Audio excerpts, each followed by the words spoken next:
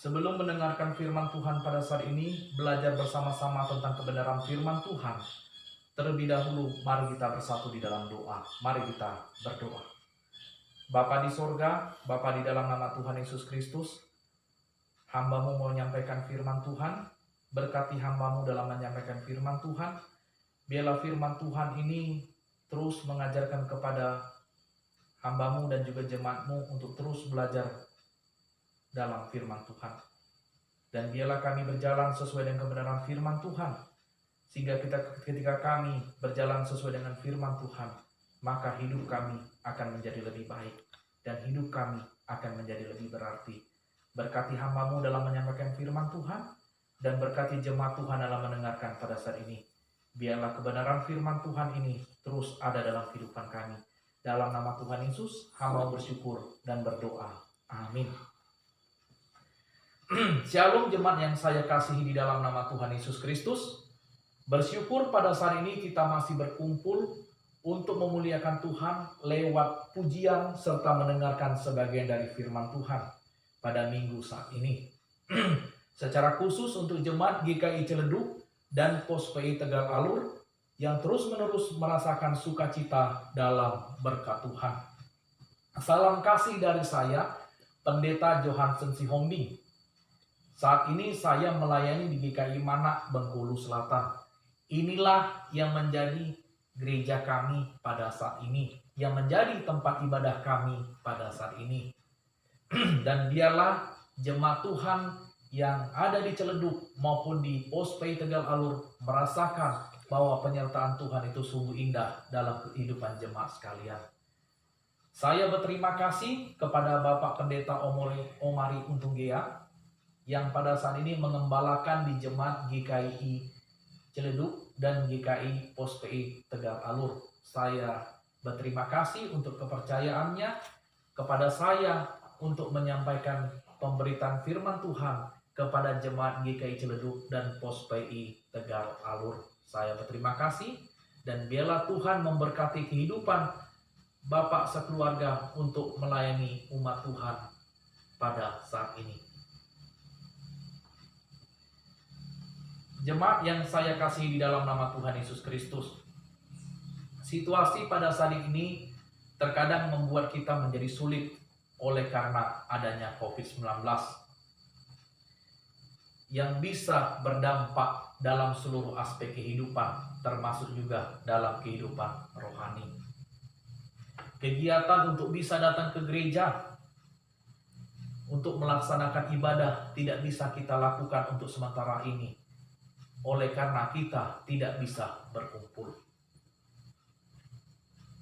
Tidak bisa melakukan ibadah di gereja bukan berarti kita tidak menyembah atau berdoa kepada Tuhan.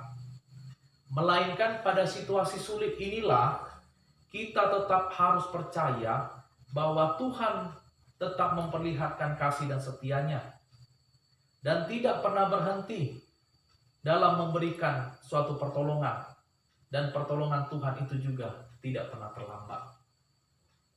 Pada saat ini saya mengajak jemaat GKI Ciledug dan Pos PI Tegal Alur untuk belajar bersama apa yang menjadi firman Tuhan pada saat ini mengenai belajar taat.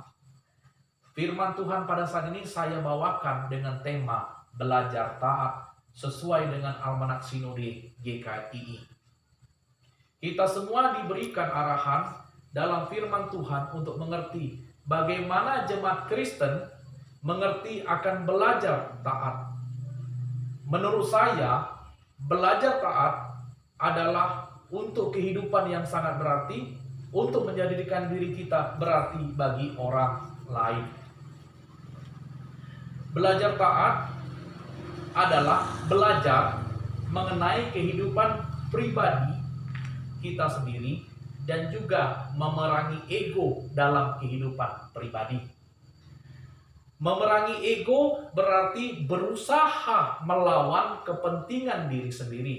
Sebagai contoh, dalam memerangi perkembangan COVID-19, pemerintah mengajak kita supaya kita menjadi taat untuk melakukan protokol kesehatan dengan cara mencuci tangan, memakai masker, dan tidak boleh berkumpul.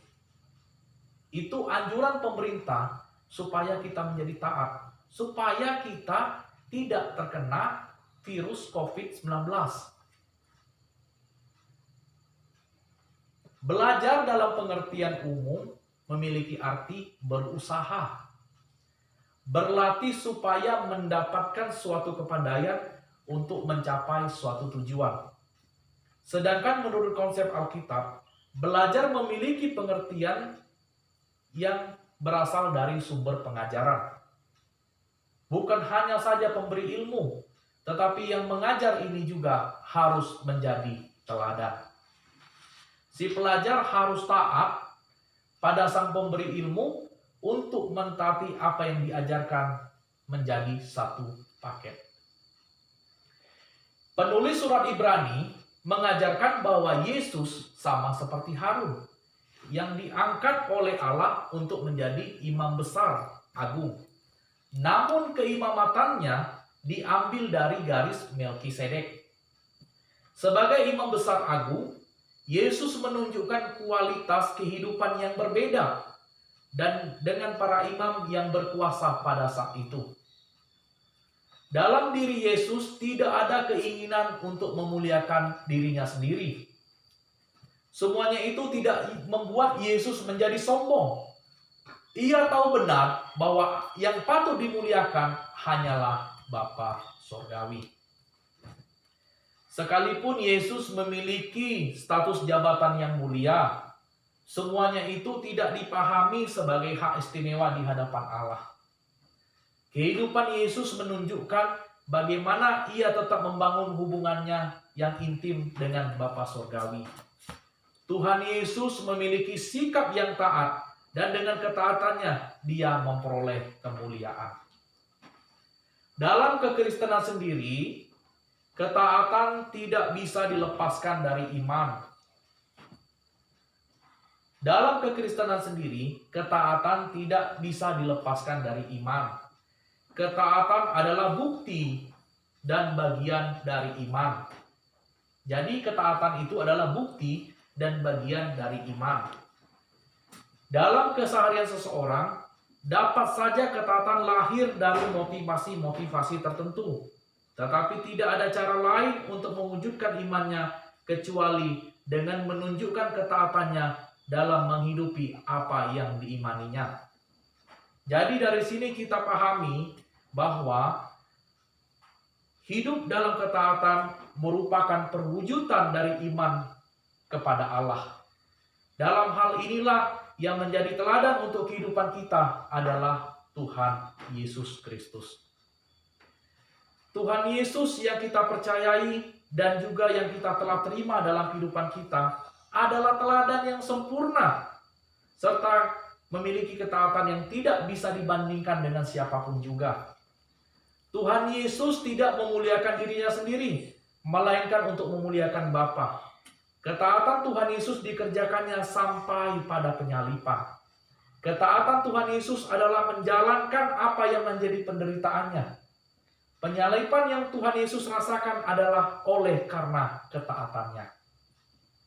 Sekarang kita melihat apa yang dilakukan oleh Tuhan Yesus berkaitan dengan ketaatannya. Kalau kita melihat dari Filipi pasal yang kedua ayat ke-6, yang walaupun dalam rupa Allah tidak menganggap kesetaraan dengan Allah itu sebagai milik yang harus dipertahankan. Dalam ayat ini ada frasa dalam rupa Allah. Dalam bahasa Yunani ada dua kata yang menggambarkan kata rupa, yaitu kata morphe dan kata skema. Kedua kata ini memiliki kesamaan dalam hal terjemahan, yakni sama-sama merujuk kepada kata rupa. Namun secara makna, kata morphe berbeda dengan kata skema. Morphe adalah rupa hakiki yang tidak pernah berubah, seperti kemanusiaan, keilahian.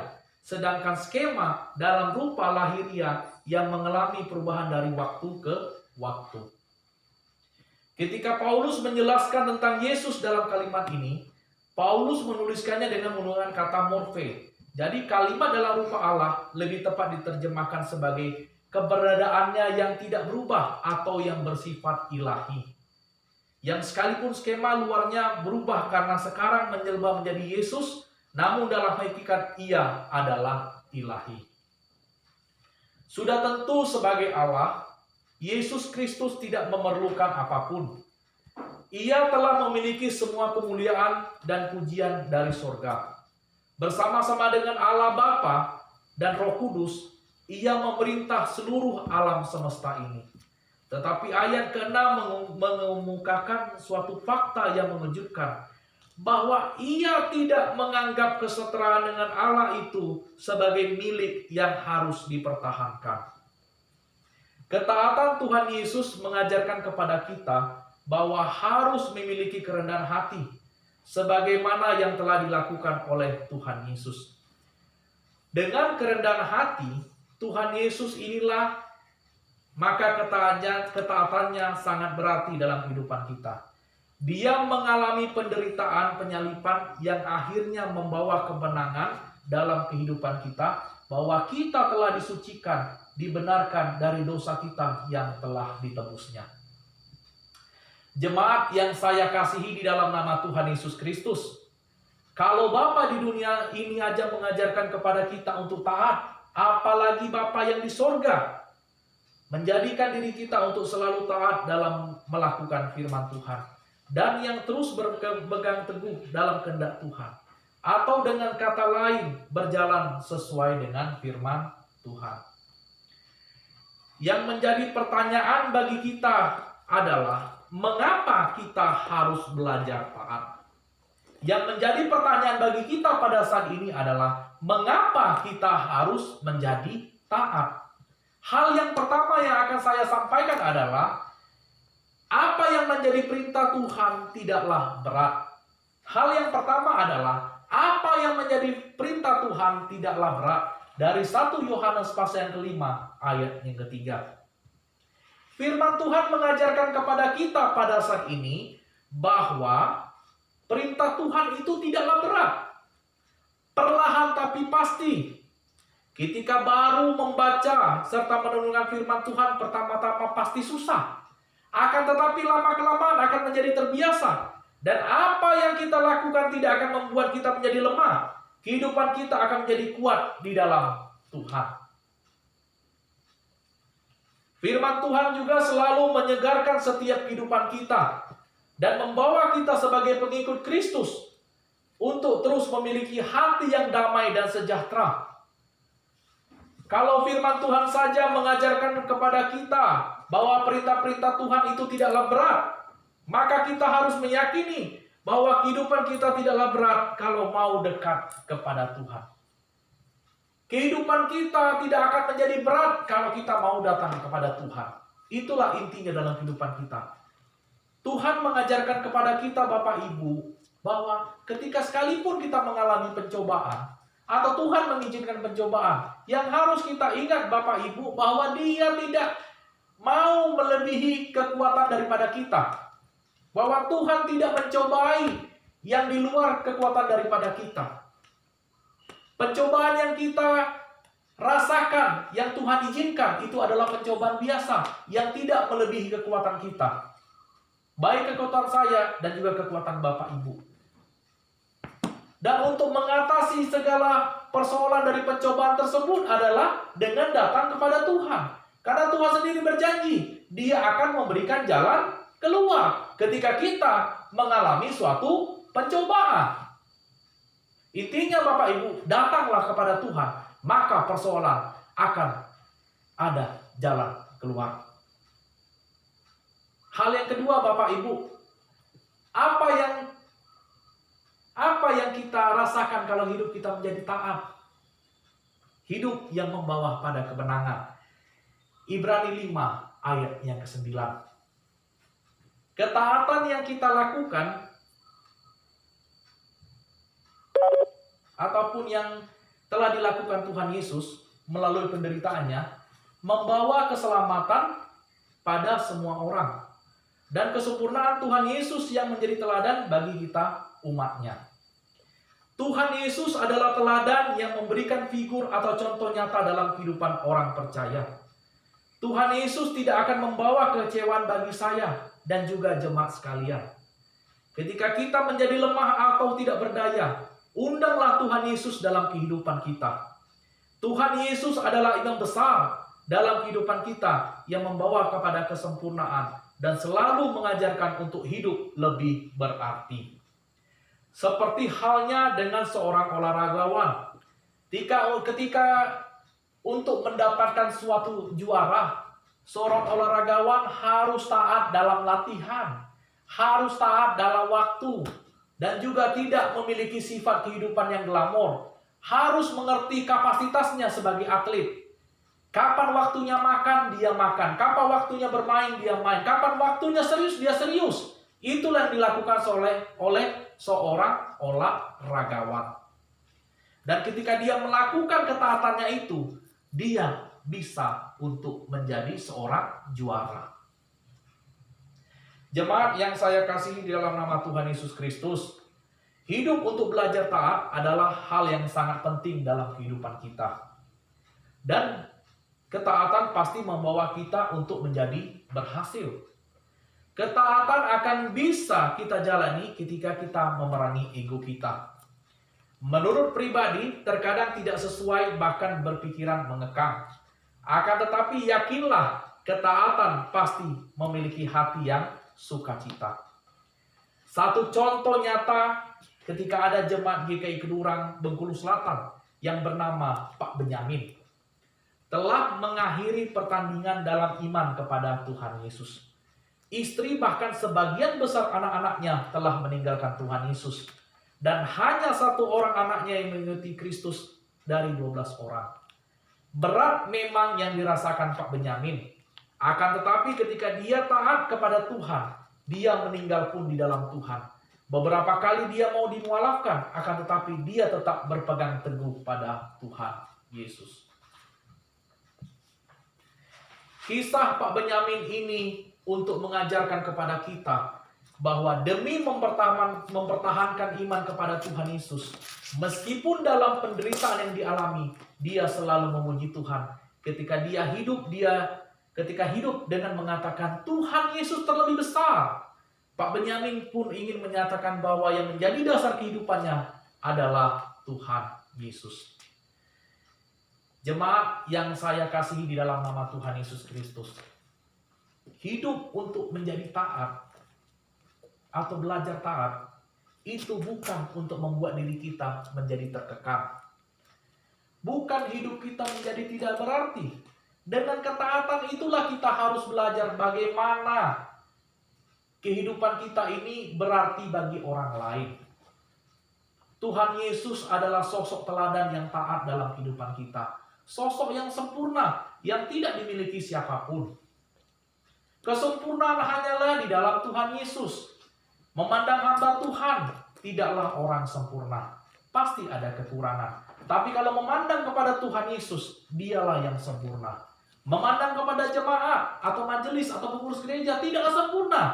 Yang harus kita pandang adalah Tuhan Yesus. Ketaatan yang Tuhan Yesus lakukan dalam kehidupannya menjadikan diri kita supaya hidup kita semakin diberikan kemenangan. Hidup kita diberikan arti dan hidup kita dibebaskan dari segala dosa. Taat mengajarkan kepada kita untuk memerangi ego. Taat mengajarkan kepada kita tidak mementingkan diri sendiri. Dan taat mengajarkan kepada kita untuk berusaha memiliki aturan-aturan dalam kehidupan kita. Kita dipanggil oleh Allah untuk tetap beriman dalam kondisi baik dalam keadaan senang maupun susah. Sebab kita percaya bahwa Allah yang menuntun hidup kita dan pimpinannya yang tak pernah salah. Tuhan Yesus memberkati.